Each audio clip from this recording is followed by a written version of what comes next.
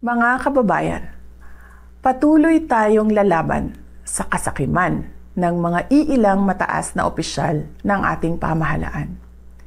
Patuloy namin na ipapakita sa inyo na ang tanggapan ng pangalawang Pangulo ay mahalaga sa amin ang pagkakaroon ng plano, mahusay na implementasyon ng proyekto, paglaban sa korupsyon at tapang at malasakit para magkaroon ng kapayapaan at kaunlaran sa ating bayan.